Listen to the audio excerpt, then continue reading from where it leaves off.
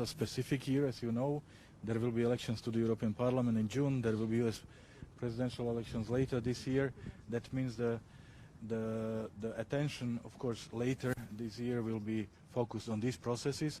And therefore, I traveled to Belgrade yesterday and to Pristina today to discuss our process of normalization of relations between Kosovo and Serbia, to take stock of where we are, and to discuss how much progress we can achieve before Europe enters into elections.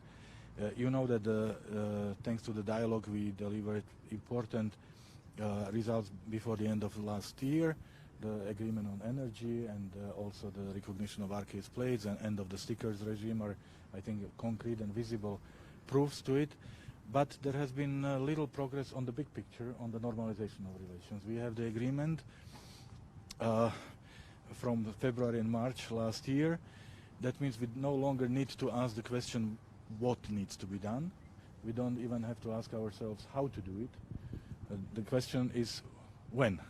And of course, if you ask me, I would say without delay as soon as possible. Let's start enter into the implementation. And I had long discussions with the Prime Minister Kurtit, with the First Deputy Prime Minister Bislimit, and now I, of course, will analyze what I heard and yesterday in Belgrade from President Vučić, today from my partners here, and I will inform, of course, the member states and the leadership of the European Union, and we will prepare the next steps in the process. We really want the process of normalization to continue because it brings benefits to all people who are living here. And yeah, so this is probably as much as I can say, because I hope you understand that I need to inform my leadership and the member states about the findings. Yeah. But it was definitely useful, needed, yes, and we had a really good and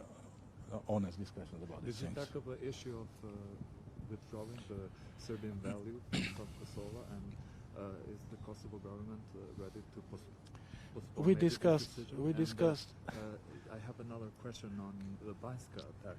You said last time that international investigation is going on.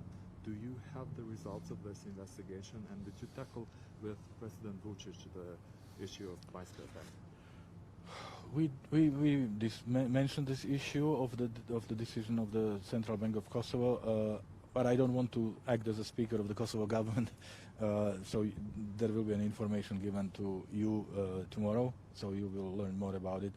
Banjska attack is discussed every time in every meeting since it happened. Yes, of course, we also raised it yesterday in Belgrade, because of course the European public, European member states are waiting and expecting consequences to be drawn and the responsible people to be held accountable. And yes, when it comes to the investigation, I'm not the right address, because there is no European Union-led investigation. There are individual countries that are doing that, or have done, or are continuing to do their investigation. So therefore, this must come from those who the European Union is not investigating. We are, as I said, we are receiving information from member states and from our partners.